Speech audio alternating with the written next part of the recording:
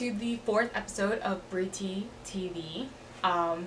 Just a disclaimer, I look a mess with a beat face. Semi-beat, I didn't even put lashes on or anything, because right after this I'm going to start filming some reviews on natural, black owned, black created hair and skin products for the month of February. And so I am going to, after filming this, run and do some errands, then take a shower, wash my hair, get onto the tutorial for the first review that I'm going to be posting and filming that. So that's why the outfit choice isn't the glamorous. I got this from Puerto Rico, and my hair looks a hot mess because I'm going to wash it, and why style it when I'm about to wash it? Okay, jumping into the video. Today's video, we're going to talk about, from the title, you probably guessed it, media and racism, or racism in media, media literacy, blah, blah, blah.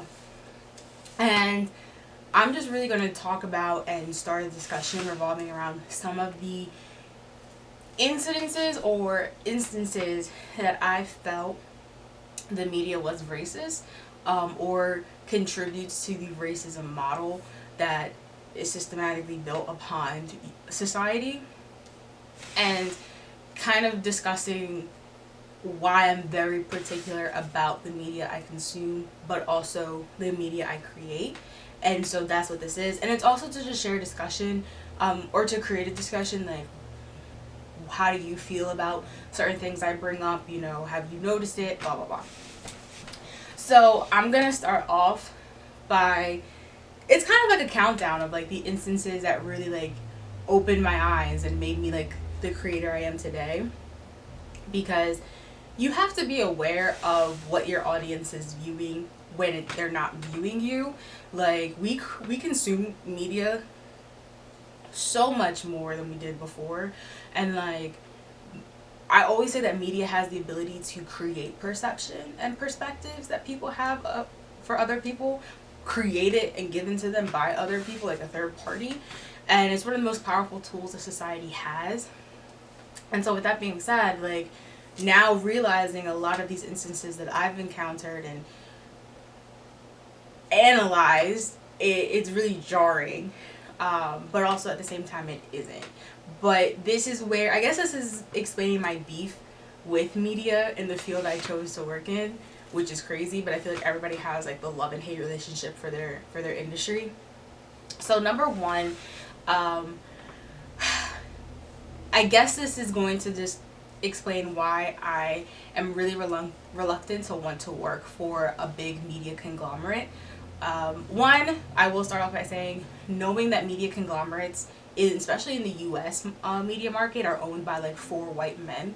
Like, every single channel you think of are linked without you even realizing it. So you might say like, oh, I like the channel for this show, and this show and this channel are completely different from the other one, and at the end of the day they're owned by the same person. And that should be really alarming, because you're just getting the same views, just pushed and funneled in a different way. Which is why when ABC had its issue with its sitcom Blackish, really made me realize that working for a media conglomerate was just like working for like a factory and just mass producing other work. So yeah, if you don't know, Blackish is a sitcom at ABC network, and it stars, you know, Tracee Ellis Ross, Anthony Anderson, and it revolves around a black family living in Los Angeles, and how they function and how they go about their business. And it, you know, they have their spin-offs, Grownish and Mixedish, but for a long time, Blackish was the only black oriented sitcom on ABC. And Blackish was created, directed and produced by black women. I believe it's a black woman, but I know it's black produced and black created. And Blackish was touching on racism, and they were touching on discrimination, and they were touching on gun violence, and they touch on, you know, hood stereotypes against black people, and, you know, all of this in a very comedic way and a very ABC-ish way. But there were some points where it really hit home, and you got like a really good, like, that was a good ass episode feeling. Like they just did one on black hair, which was a really cute episode. But with that being said, it became this show that you knew were going to talk about black issues in a sitcom in the 21st century. And so back in 2018, the creators of Blackish wanted to do an episode revolving around Colin Kaepernick and kneeling during the national anthem and the NFL. And that was around the time, it was almost a year after it all surfaced with Colin Kaepernick and him doing his silent protest. And so, like I said, Blackish had touched on issues like racism and gun violence, and even one issue of like what happens when the shooter is white versus when they're black. Like, they've touched on a lot of topics. So it was really surprising when that episode of the NFL and kneeling during the national anthem didn't come to fruition because ABC put a stop on it. ABC said, no, you can't produce it, blah, blah, blah. And I remember being in class and bringing it up in a discussion, and one of these girls, who you can tell really had no exposure, or not only did she care, she was so used to seeing shows mirror her white family in like the suburbs that she didn't see the problem that when a show didn't mirror her family and it was starting to mirror a black family, that it wasn't really a problem that that episode was pushed away because that connection had nothing to do with her. And that made me realize that I didn't really want to work with any of my classmates that I graduated with. But I brought it up in the discussion, and it came out that ABC, if you didn't know, is owned by Disney. Disney owns ESPN. ESPN has connections, obviously, to the NFL, and so does ABC. In a sort of way, have a connection with like Monday Night Football and stuff like that. And so Disney put a stop on it because, not because it wasn't going to be a good episode, it probably was going to be a really high rated episode for Blackish and ABC's sitcom, but it was because that episode was going to point a light and shed the light on Disney having a hand in racism because of their connection with the NFL and how they, you know, to the board members of the NFL and the shareholders, it's now like, oh, you let this episode go through bashing us. You really want us to continue to like pay you to like show our stuff, like having this mutual monetized relationship. And so Disney wanted to protect its shareholders and it wanted to protect its income, so they put a stop on it. And I remember, which made me so mad, because it just goes back to like, again, these kids in my class were so used to having like shows mirror their lives that they couldn't see why other people who now finally had a show that mirrored somewhat of their life as black people in the United States, why it would be frustrating for this to happen. And one guy was like, well, I read the article and the creator said that she was okay with it. Are you fucking dumb? She's not gonna lose her job. What is she like? Is she really going to publicly stand out knowing that her job and the writers and the directors and the producers and the actors and the cameramen and the camerawomen and lighting and makeup are all going to lose their jobs if she said, no, fuck Disney, I want to make this episode? Like, think this through. How are you going to, like, and these were kids, like, in, like, my media studies major. Like, how are you going, saying you're going to create content and you're this dumb? You're going to continue, like, and I felt like if they were thinking that it was no big deal, I just kept getting, like, this vision of, like, factory workers. If I worked for a media conglomerate that was able to suppress this type of content, I was just going to be mass producing the same fucking thing over and over again if I worked for a media conglomerate. And I really didn't want to do that. And then I realized that, like, ABC also had a show before they dropped it, Last Man Standing by Tim Allen. And Last Man Standing, it was very right wing. Like, you should be allowed to, like, talk whatever, you know, creative freedom. But Last Man Standing, until ABC dropped it, did really wild ass stereotypical shit when it came to, like, black people. Like, they would constantly, like, make jokes about, like, oh, the one black man's here, our property taxes are going down. Like, our property value is going down. Like, all of these, like, really, really stereotypical hood jokes and it was only one black character. And I don't get, and then, like, I don't get how that stuff was okay. Like, he's constantly bringing in politics, and it's like, not factual politics, it's very opinionated politics, and you let that go on for like 4 seasons. But the one episode they want to talk about, which involves politics at the sense, because Donald Trump decided to open his mouth and talk about college, ABC squashes that. You can't tell me it's not because it's black versus white. Like, I really don't get it. That's racism. That's discrimination. Like, that's what grinds my freaking gears. And then, if it's not conglomerates, like, networks really just pushing it, it's like, and so when that happened, like, once I realized that happened to Blackish, that was the reasoning. But then looking back at shows that, like, ABC had produced and let air for however long they were airing on ABC network, and that just made me open my eyes and try to pay attention more to the subtle racism that the media does. Because I will say, the media is very slick when it wants to use racism. They have found ways for you to really have to, like, nitpick it, because it's not blatant, but it's still there when you know what to look for. And so I started paying attention to the news, because at that point I was like, I'm not going to work, I'm not going to create sitcoms for conglomerates. I'm going to work for the news, because I was dumb. But then I started paying attention to, like, news headlines and news stations and who was on the news. So from how the anchors would look. And that's when I was stumbling across all of this. So, like,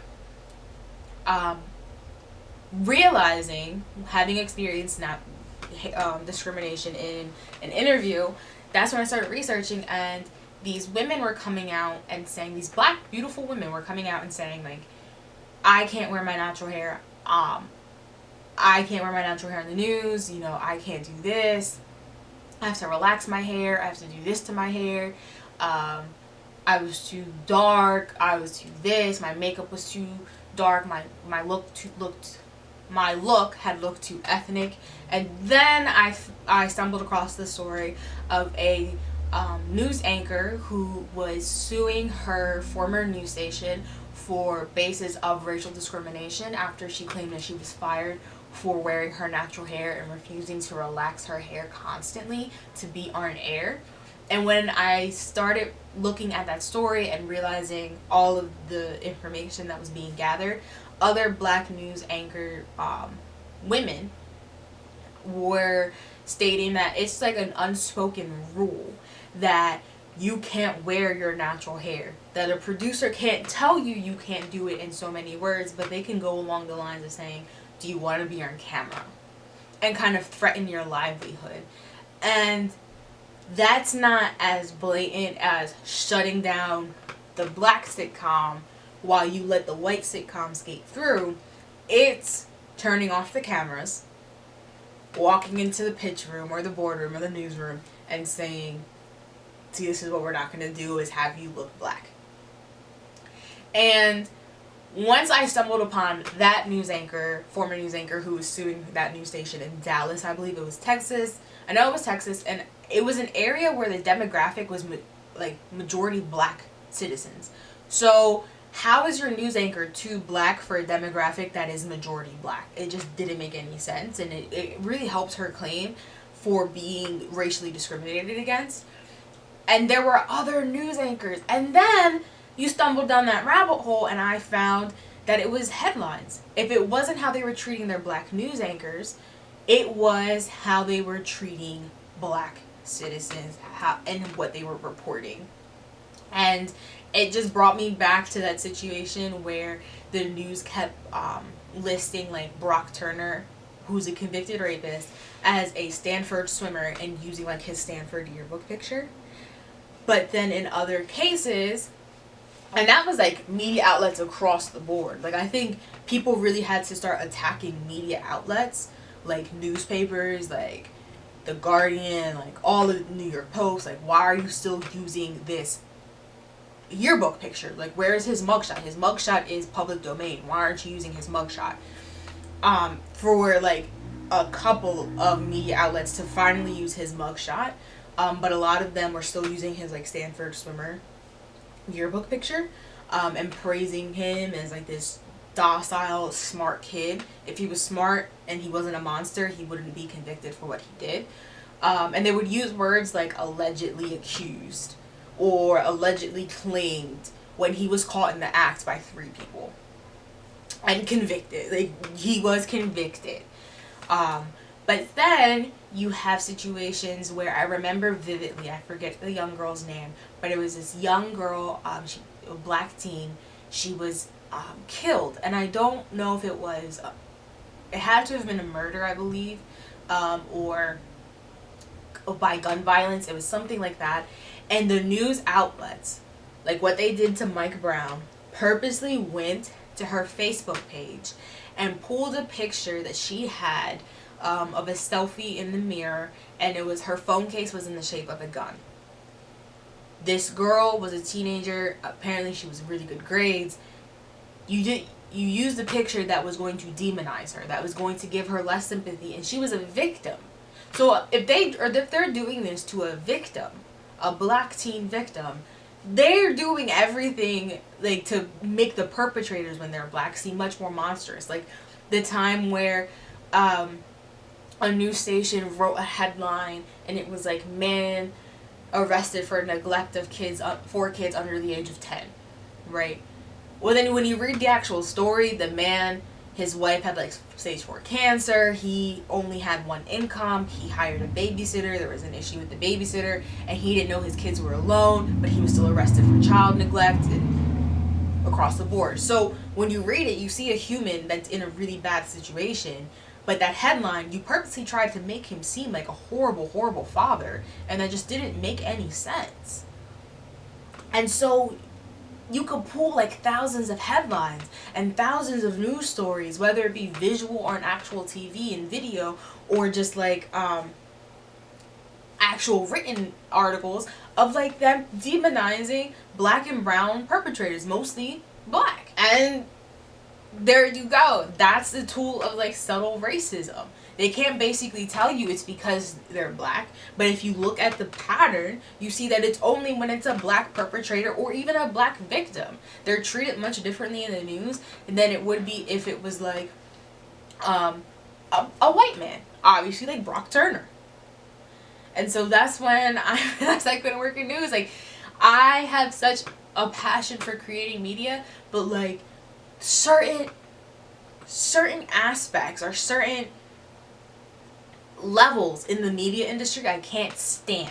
I can't stand because it doesn't matter if we have black journalists, I don't think, because the black journalists, if they're working for a media outlet that's owned or controlled by white board members, can't really speak on what they want to speak on. Right, they're representing that media outlet.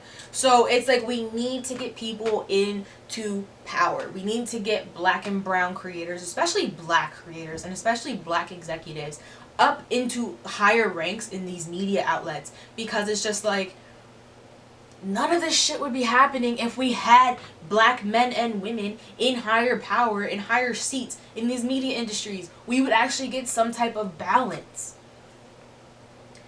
But if it isn't the media like creating this imbalance and like making black people look horrible, or like shutting down black voices when they need to be, it's like they manipulate and use black issues and black people to monetize. But if it's not them doing that, it's them monetizing off of black issues, black conversations, black and brown people as a whole.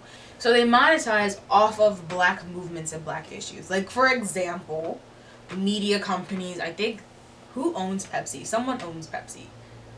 But Pepsi decided to do that commercial with Kendall Jenner about protests after all these Black Lives Matter protests were starting to come up and demand change and actually making a difference. And all of a sudden, here comes the media bandwagon. If I feel like if the media realizes they can't suppress the conversation anymore, they use it to make them money.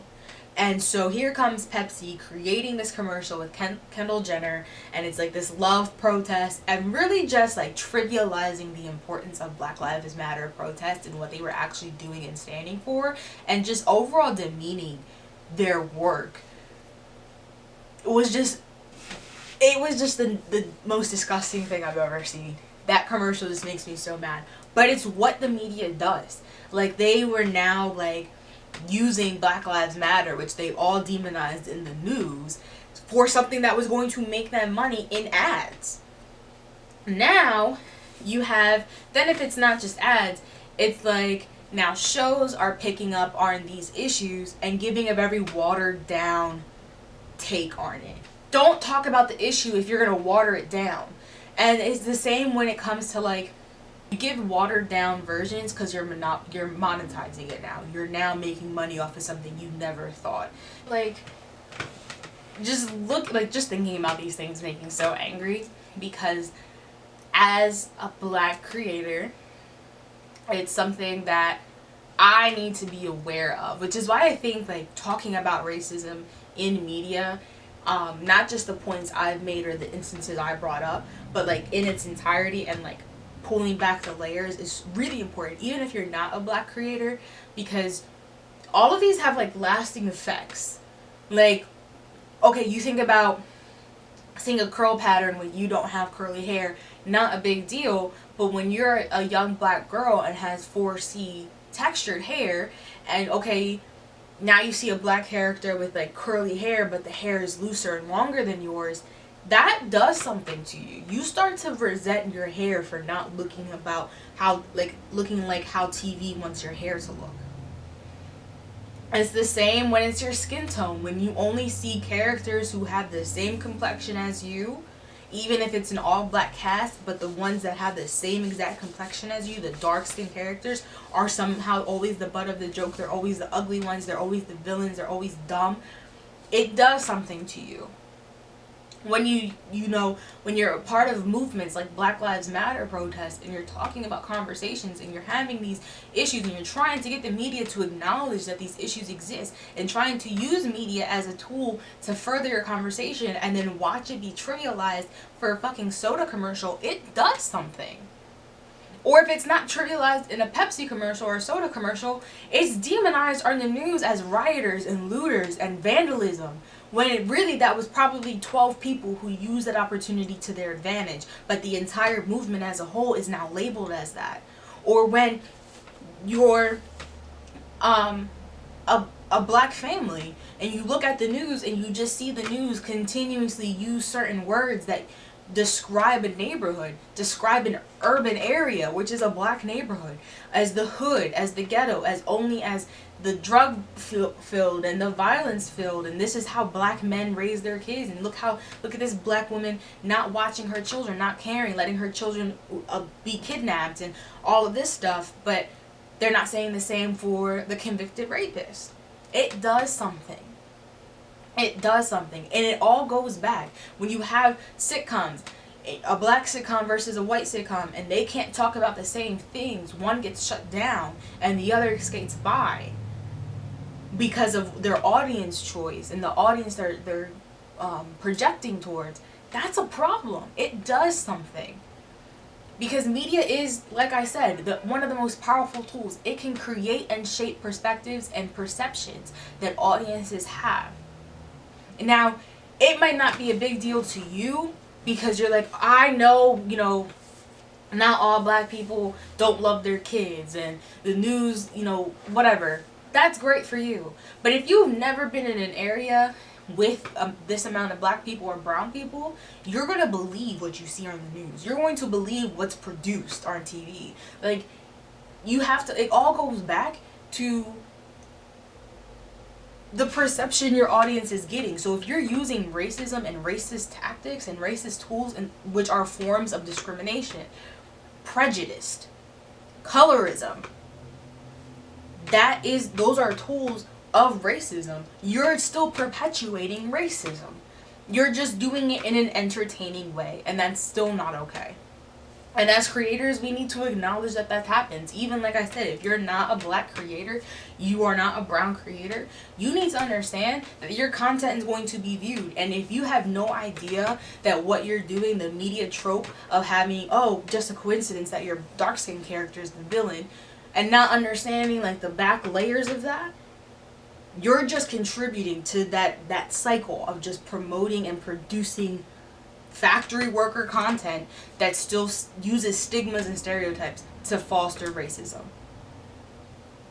And I can go on and on and on. Like I said, I'm not going to try to lecture. These were just my key points that in my media career and learning about media, and now looking back at all the media I consumed, like Disney Plus, and how they had to throw up like racism signs, like, you know, back in the 80s we didn't know better. When we made this movie, it doesn't show our views today. Like that you know, now looking back on that, I now know that this media racism in media existed. And now going forward as a creator, do I want my kids to ever question anything that I create? Why did she do that when I look like that? You know, you need to always think when you create something how your audience is going to perceive it. And if you think your audience can perceive it as racism, as something to skew an unjust perception, you need to think about that. So these were just my instances of my issues with the media industry when it comes to race, because they exist and they exist in every other industry. I love being a creator. I love creating. I have a passion for it, but I also know that I can have a hatred for the downfalls of the media industry, and using race and having race baiting issues and just using racism and discrimination and colorism. Those are things that I hate, because I know for a fact that I was part of the audience that was affected by it. So yeah, what are some instances of racism in media that you noticed that really grinded your gears, that probably shifted you into the creator you are today? Feel free to comment down below if you have any comments or questions, or just want to further dialogue. Like I said, I wasn't going to do a whole lecture video, because racism in media can literally be a undergrad degree, a master's degree, and even a PhD dissertation. So we're not doing that on YouTube right now. Like I said, I'll link some links down below to the things I was referencing in the video, and other cool links that you might want to check out if you want to fall down this rabbit hole of racism in media. And I'm your girl Brie T, and that's it for this episode of Brie T TV. Don't forget that the end of this month, February 29th, is our first ever creative creator segment, and I'm really freaking excited, because the woman I have for you guys to see is probably one of my favorite creators in the entire world, and I have the privilege of knowing her personally, and I'm super duper excited for you guys to see it. So make sure you head over to the website and RSVP for a reminder to let you know when the creative creator segment drops, and learn a little bit more about our first creative creator before you meet her on February 29th. And that's it for this episode. Don't forget to like, share, subscribe, and follow us on Instagram at BrieT.TVCOM. That's BrieT.TVCOM. And see you guys next week for another new episode of Brie.